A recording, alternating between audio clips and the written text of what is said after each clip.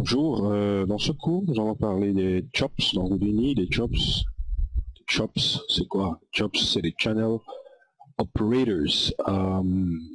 Qu'est-ce que c'est? Ce sont des, on va dire, c'est un ensemble de nodes qui modifient des valeurs, c'est un peu difficile à décrire, mais disons c'est un ensemble de nodes qui font un certain nombre de choses, qui principalement modifient des valeurs. C'est pour ça, ou bien qui modifient des canaux, ou bien des channels. C'est pour ça qu'on va appeler ça channel operators. Après aussi à côté, il y a un certain nombre. Si nous y allons dans les chops, ou bien on peut rester dans Objects, on crée un chop network et à l'intérieur, on a accès à cet ensemble de nodes. Et si on va sur All, j'espère que on va pouvoir afficher ça ici. Bon, disons que si on va sur All, on va voir la liste. Et dans cette liste,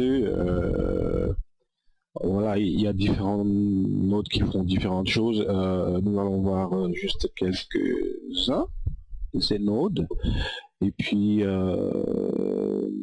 bon, puisque de toute façon, c'est un cours de débutant. Donc, je crois que la meilleure façon d'en parler, c'est peut-être déjà de montrer un exemple. Et comme je l'ai dit dans l'un des cours introductifs sur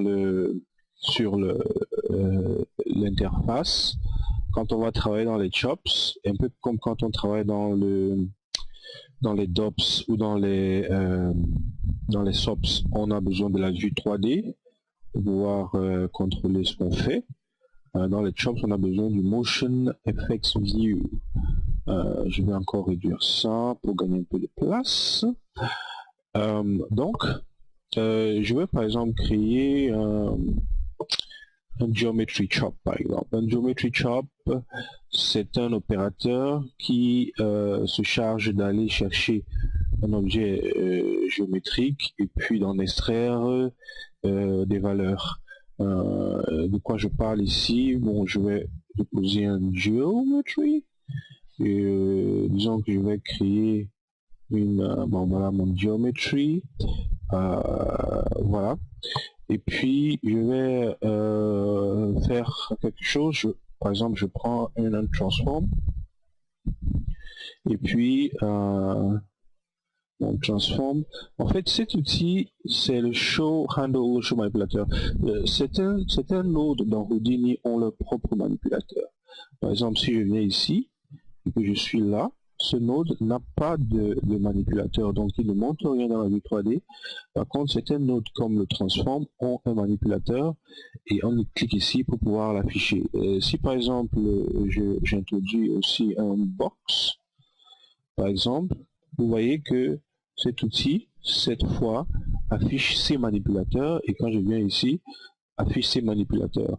Donc ça c'est un élément très particulier de Houdini. Je sais, je suis en train de m'écarter un peu du sujet, mais je crois que pour ceux qui viennent d'ailleurs, c'est très important de savoir ça parce que je sais que Maya a quelque chose d'équivalent, mais aussi il y a d'autres logiciels qui n'ont pas ce concept, et dans Houdini c'est très important. Donc si vous avez cliqué sur un node et que pour une raison ou une autre vous ne voyez pas le glissement pour le manipuler, assurez-vous que vous n'êtes ni ici, parce que si je suis ici par exemple, et que je viens par exemple là, par exemple, ou ici, ce node n'a pas besoin de rotation, donc il va afficher un outil de rotation. Par contre, si je viens ici, et que je vais là, censé me montrer, ou bien si je fais une sélection, il me montre l'outil de rotation. Donc c'est important à noter.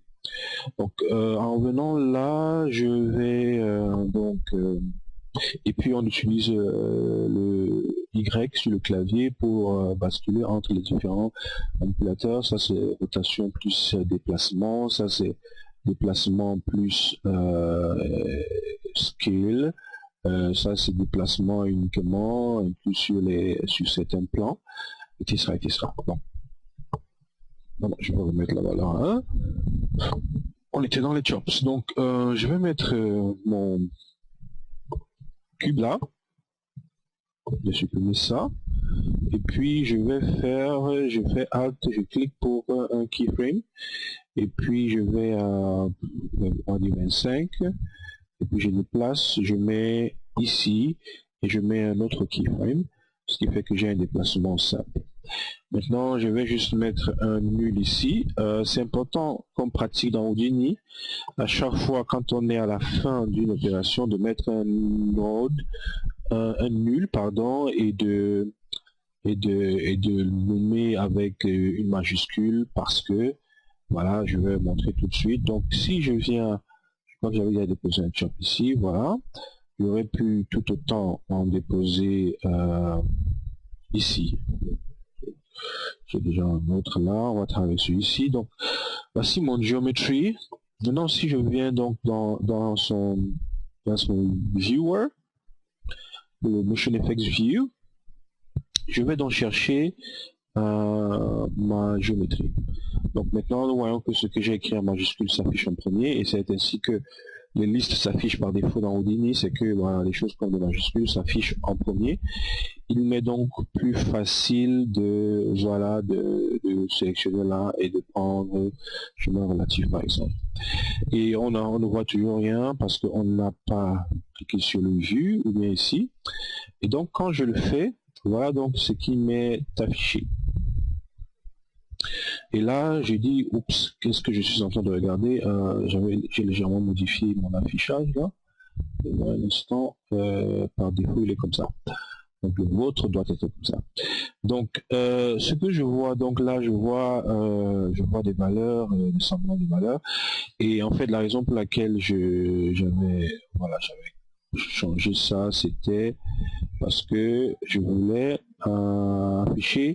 les afficher, parce que là j'ai toutes les valeurs, j'ai le TX, j'ai le TY, j'ai le TZ, mais si je veux seulement voir le TX par exemple, voilà, j'ai le là, et puis j'ai le TX ici, et puis je descends là par exemple, j'ai le TY, et puis je descends là, j'ai le TZ. Le TZ. Bon, qu'est-ce que je suis en train de voir? Je vois ces valeurs en fait. Donc ce que cet opérateur dit, c'est que je vais à cet objet.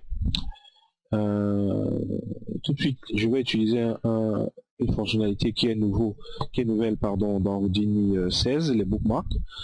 Les bookmarks, ça permet un peu de mémoriser les vues en utilisant un raccourci clavier et puis de très facilement pouvoir y revenir. Par exemple, si je suis ici, je fais par exemple CTRL 1, je viens de définir un bookmark ici, et puis si je viens là par exemple, je fais un CTRL 2 par exemple, je viens de définir un autre bookmark. Donc en utilisant 1 et 2 sur mon clavier, je peux facilement et rapidement comme ça basculer entre les deux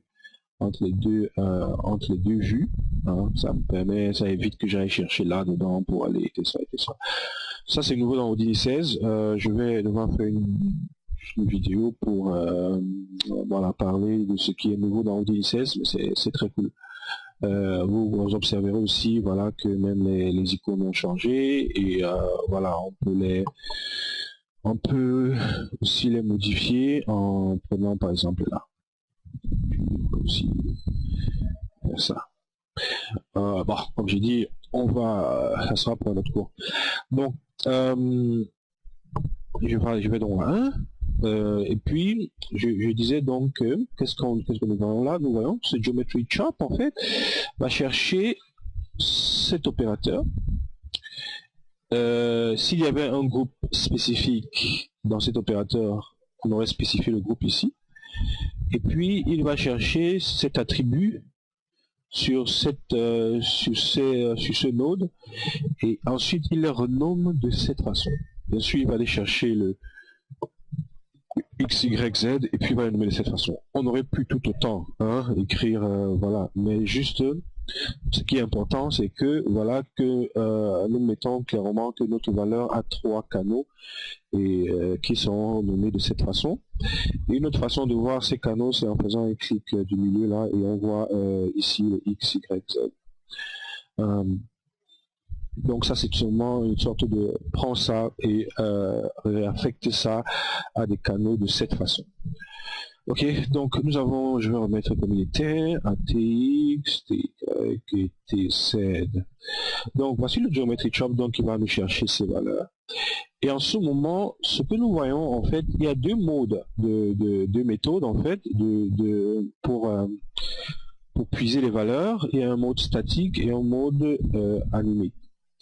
Le mode statique par défaut, qu'est-ce qu'il fait? C'est que pour le point numéro, en regardant, j'appuie encore sur 2 sur notre bookmark pour pouvoir arriver ici rapidement. Qu'est-ce qu'on observe? C'est que je regarde par exemple en appuyant sur le bouton du milieu du clavier, je vois que nous avons 39 points. Je peux également, à nouveau aussi d'arrondir 16, je peux juste en plaçant le pointeur sur le node avoir l'information là. Du coup ça c'est une fenêtre d'information qui ne disparaît pas, contrairement à si j'appuie sur le bouton du milieu, dès que je lâche ça disparaît. Donc si je viens ici, le node que nous puisons, nous voyons que il a 39 points. Et puis si je repars à, voilà, et n'oubliez pas que ce geometry chop ne cherche que des valeurs sur des points. Donc si ces valeurs étaient sur des primitives, cela n'aurait pas fonctionné, il aurait fallu les convertir en valeurs sur des points. Donc ce que nous voyons donc ici, c'est que nous avons 39 frames, d'accord. Donc pour chaque point sur notre objet, il affecte un point ou un frame dans le chop. C'est peut-être un peu compliqué de comprendre, mais pour le moment, sachant que la méthode par défaut, la meilleure, maintenant ça dépend de l'usage, mais sachez que nous allons passer à Animated, et puis nous allons voir tout de suite que nous avons beaucoup plus de valeurs. Maintenant, nous n'avons pas seulement 39, mais plutôt nous avons 240 frames, nous avons 97 channels. Donc si nous faisons la multiplication, nous allons voir, ça va donner quelque chose comme les 39 points, chacun a 3 canaux, non pas 39, pardon, nous avons 39 qui sont encore cachés, ce qui devrait normalement faire 39 multiplié par 3, on va voir la valeur, pas compliqué. Et donc en ce moment, si nous affichons comme nous affichions avant, mais nous allons aller afficher toutes les valeurs dans tous les canaux. Et qu'est-ce que nous observons tout de suite, c'est que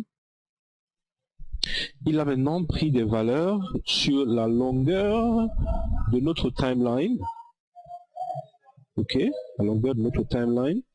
Nous observerons que nous avons 240 frames. Et puis il aura pris jusqu'à 240. Et il aura pris les valeurs telles que les valeurs sont animées sur la timeline. C'est pour ça que nous avons ici animated. Donc, et ces valeurs sont animées. Comment ces valeurs sont animées? Les valeurs sont animées parce que, n'oublions pas, nous avons fait une animation. Nous avons fait une animation qui est celle-ci. D'accord? Et donc, ce sont ces valeurs que nous voyons ici. Que c'est les valeurs des positions. N'oublions pas que nous cherchons la position de attribut P des points. Notons que si nous avions un autre canal, pardon, nous aurions pu en même temps mettre la valeur là-bas. Qu'est-ce que je veux dire? Supposons par exemple que nous avions pris la valeur P et que nous avions mis dans un autre attribut, par exemple, nous aurions dû, je vais essayer de rendre les choses pas trop compliquées, nous aurons dû afficher le nom de l'attribut ici, et si ça avait été un attribut de 4 valeurs, nous aurons dû mettre un T, je sais pas moi, entre un TW ici par exemple. Là ça va afficher une erreur parce que position n'a que 3 composants. Ok. Ici, comme je disais, il y avait 2 composants, 4 composants, nous aurions dû faire la division là. Donc voici donc les valeurs de position qui s'animent, et nous voyons justement que jusqu'à peut-être 21, jusqu'à notre animation se déroule de, 2, voilà, allons à 2. Notre animation, c'est de à 25. Donc, c'est du frame 1 au frame 25. Et donc, c'est ça que nous avons là, de 0 à 25. De 1, pardon, à 25. Commençons par ici, jusqu'ici. Et donc, ça, c'est les valeurs que notre chop, il a puisé là-dedans. Maintenant, nous sommes déjà à plus de 15 minutes. Maintenant, un autre chop intéressant que je vous propose de voir tout de suite aussi, c'est le jiggle. Qu'est-ce que le jiggle va faire? Et c'est très intéressant. J'aime beaucoup les chops parce que en modifiant les valeurs, on peut tout de suite voir comment ces valeurs changent ici. Donc si je connecte là, maintenant l'afficheur bleu montre que je suis en train de voir en même temps le geometry et le jiggle, ce qui fait un peu désordre. Donc je ne vais plus voir celui-là. Et tout de suite, nous voyons donc ce que ce jiggle est en train de faire sur nos valeurs. Nous voyons que les valeurs qui étaient tout à l'heure comme ça, maintenant sont comme ça. Et la répercussion dans notre animation, c'est que nous avons, si nous jouons l'animation, il y a une erreur, c'est que voilà, en ce moment donc, comme une erreur, en ce moment, le flag, on appelle ça un flag, le flag de l'export est sur celui-là, et nous allons le mettre ici pour dire c'est cette valeur-ci que nous voulons exporter. Ça, c'est la première chose. Ensuite, la deuxième, c'est que, ok, notre valeur de position, comme je dis, nous ne pouvons pas en ce moment voir l'effet sur notre animation parce que la valeur est dans les chops, mais nous devons la remettre sur l'objet pour pouvoir voir l'effet. Donc, ce que nous allons faire, et cela se fait grâce à un channel SAP. Donc, si nous affichons le channel maintenant, il va nous dire, ok, quelle valeur, quel chop peut-on aller chercher? Et de la même façon que nous avons fait, nous allons mettre aussi un nul ici, parce que nous allons modifier ces valeurs tout à l'heure. Donc, je vais mettre un autre out ici. Et c'est ça que je vais exporter. Et c'est aussi ça que je vais afficher. Donc, je repars sur en utilisant mon quick mark. Je vais et je dis donc que voilà, je veux le chop celui-là. Ok. Et je veux donc par défaut prendre ces valeurs. N'oublions pas, c'est le même équivalent et nous devons aussi prendre TXY, TXYZ. Et tout de suite, quand nous revenons donc ici, qu'est-ce que nous constatons? Que nous avons maintenant notre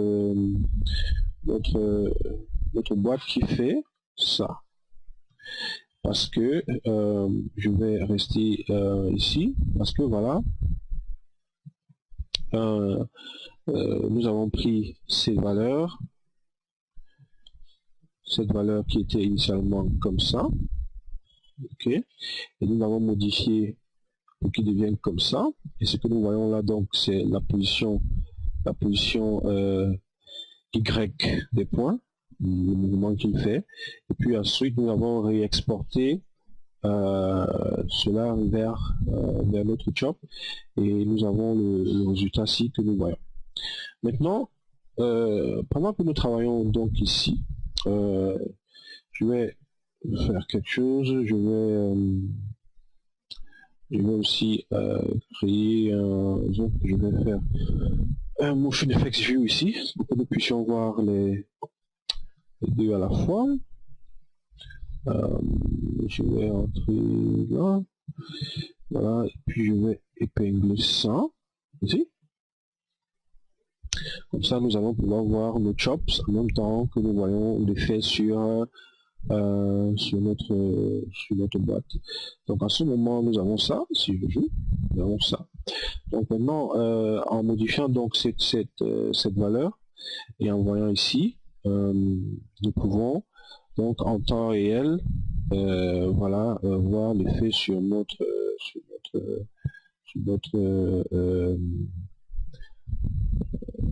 boîte. Et je vais boucler Je vais jouer jusqu'à 25 et boucler. Ça sera beaucoup rapidement. Voilà donc ce que nous avons. Bon, c'est peut-être pas une bonne idée. On va mettre à 240.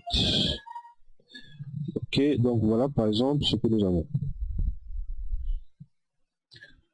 Et cela grâce, et nous pouvons voir l'effet ici en temps réel, ce qui fait qu'en modifiant là, ok, nous voyons tout de suite quel est l'effet. Donc ça c'est le jiggle, nous sommes déjà plus de 20 minutes, c'est long.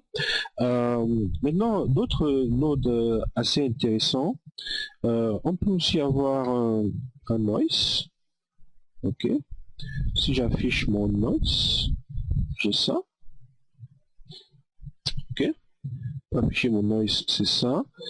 Et puis mon noise, je peux, en ce moment, mettons que nous avons un seul noise, un seul canal, ça veut dire que si je prends cette valeur et que juste en parlant, je montre un autre mode très important qui est le math, qui nous permet de faire des opérations mathématiques sur les canaux.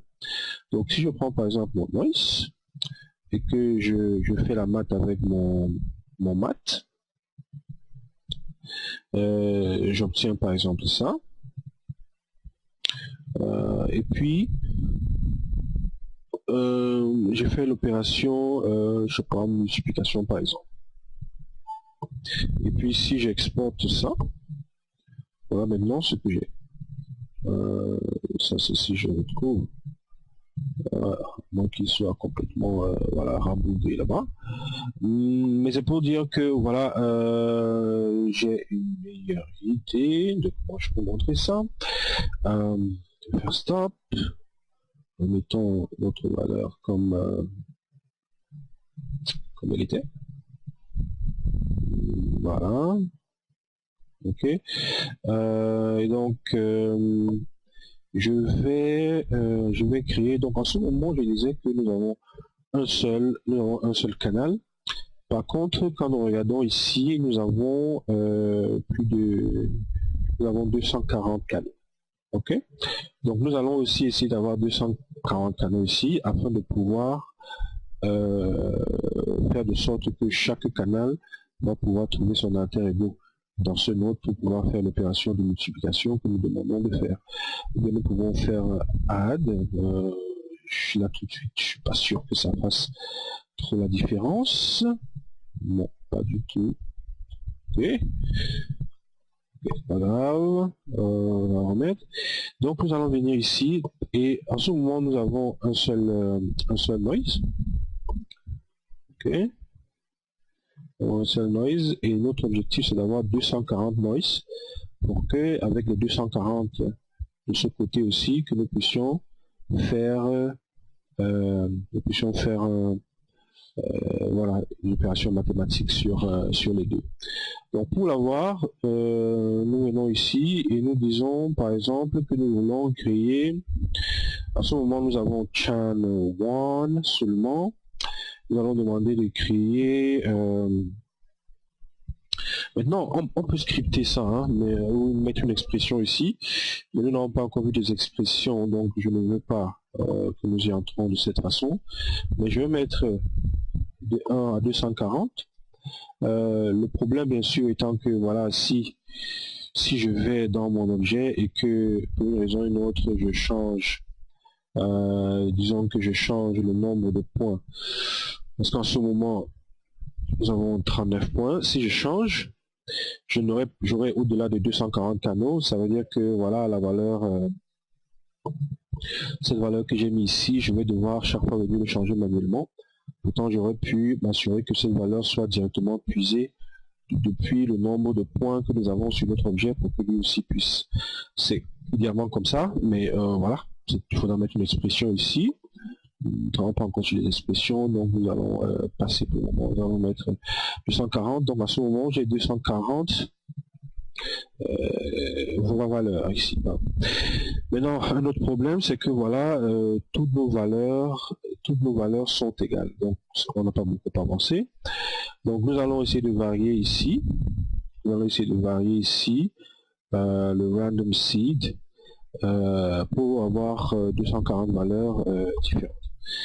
Donc là, je suis obligé de mettre une expression. Donc je vais mettre une expression random et puis qui va varier selon le nombre, selon le canal. $C, c'est une expression qui va dire par canal. Donc pour chaque canal, nous avons ici canal 1 à 40. Donc pour chaque canal 1 à 40, il va prendre il va faire un tableau aléatoire. Pardon, un noise aléatoire. Maintenant, maintenant que nous avons 240 noise ici, 240 canaux ici, et que nous avons ici 240 canaux, maintenant notre math peut fonctionner beaucoup mieux. Ok. Nous allons pas combiner les canaux, nous allons combiner des chops, les deux, avec la multiplication. Maintenant, voilà ce que nous obtenons. Et si nous faisons passer cette valeur ensuite ici, qu'est-ce que nous avons là? En principe, nous sommes supposés avoir un bruit. Qu'est-ce que j'ai là? Quelles sont mes valeurs? Maintenant, c'est vrai que j'ai des valeurs très crazy. Mais je devrais normalement voir quelque chose. Pourquoi ça a disparu? Pourquoi ça a disparu? Ah oui, qu'est-ce que je passe là? Ouais. Ah oui. Là c'est plutôt à cause de l'erreur. Ok, ça va, c'est tant mieux. Je vais troubleshooter là tout de suite. Donc qu'est-ce que j'ai à la fin? Ah oui, à la fin j'ai ça. Et ça pourquoi? Parce que voilà, par défaut, cette opération va prendre des noms du premier opérateur. Donc vous voyez que voilà, mes TX, TY et TCA viennent en deuxième position dans l'opération. Donc en ce moment, ce bonhomme, il cherche des P, mais il est en train de trouver des champs. Qu'est-ce que veut dire des champs? Et voilà, donc, voilà en fait ce qu'il est en train de trouver ici, ce qui n'est pas correct. Donc nous allons résoudre ça tout simplement en intervertissant notre opération. En ce moment, nous avons les T0, TY et T1 et T1. Donc c'est bon à savoir, ce qui fait que maintenant, si nous regardons nos points, nous sommes censés, voilà, nous voyons nos points maintenant, et du coup, la nouvelle opération que nous avons, c'est celle-ci. C'est le résultat de ça. Sachant que si nous supprimons ça, si nous bypassons ça, voici ce que nous avons. Ok. Et si nous remettons cette opération, nous avons ça. Donc ça, c'est le matload, très important. Je crois que c'est l'un de plus, sinon le plus important dans les chops. Il faut savoir l'utiliser. Voilà, donc nous sommes déjà à 30 minutes. Maintenant, pour faire, j'aurais dû commencer par ça, mais disons qu'on peut faire beaucoup plus simple avec des chops, d'accord? On n'a pas besoin. Je vais par exemple créer une sphère, par exemple, et je peux faire la même chose, par exemple, si je veux, par exemple, animer cette valeur, la valeur Y, ou bien même le scale. Je peux, comme ça, assez rapidement utiliser les motion effects ici. Je vais intervertir ces deux fenêtres. Donc, je peux, par exemple, venir ici la motion effects et rapidement, ok, je peux comme ça avoir un wave, par exemple, ici, directement affecté à la valeur, sans devoir aller le créer par moi-même. C'est peut-être plus facile pour les débutants, mais nous voyons très bien que c'est aussi très limité, rien qu'à ces opérations, alors que nous pouvons voilà, avoir davantage. Donc si je crée, je prends un wave par exemple, ok, donc il me crée un wave, et puis tout de suite il me montre le résultat, et il me conduit aussi dans le chop network qu'il a créé pour pouvoir modifier ma valeur. Donc si je reviens là par exemple, je vais voir que mes valeurs sont modifiées. Si je fais un clic, je vais voir overridden by, il me montre la valeur qui modifie ce canal. Et voilà, donc je peux voir que c'est Object Motion Effects with Add One, qui est Object Motion Effects. Voilà, donc il crée un chop network et automatiquement il lui et comme je l'avais mis sur le scale, bien sûr, j'obtiens ça, ok, qui est un peu le résultat de ça affecté au scale. Donc c'est un peu ça en introduction au chop. Un autre, juste pour finir, c'est aussi que les chops ne sont pas seulement, là on a l'impression que on parle ici soit des waveforms sur du son, mais aussi les chops contiennent aussi des opérateurs beaucoup plus utiles. Par exemple, pour ceux qui s'y connaissent un peu en animation ou en rigging 3D, c'est ici par exemple que Houdini garde son IK Solver par exemple. Donc pour ceux qui connaissent ce que c'est le rigging de personnage 3D, le rigging avec cinématique inverse, c'est ici qu'on va trouver le IK Solver de Chops. Et puis voilà, donc je vous invite vivement comme ça à aller visiter ou aller voir le nombre d'opérateurs que nous avons dans les Chops. Et puis n'oublions pas que Houdini vient avec un help que nous pouvons chercher là et aller dans Contents. Voilà. Et je vous assure, il faut en faire votre ami, parce que Houdini étant ce qu'il est, même les plus chevronnés qui utilisent Houdini ont tout le temps besoin d'utiliser le help, parce que là-dedans on trouve, en fait c'est très important. Donc pour chaque vous avez besoin, vous êtes coincé quelque part, n'oubliez pas, il y a le help ici, et n'oublions pas aussi que chaque node a une petite aide ici. En cliquant dessus, on va directement aller dans on appelle ça help card pour ce node là. C'est très super utile. Ok, nous sommes déjà plus de 30 minutes. Introduction aux chops. Merci de votre attention.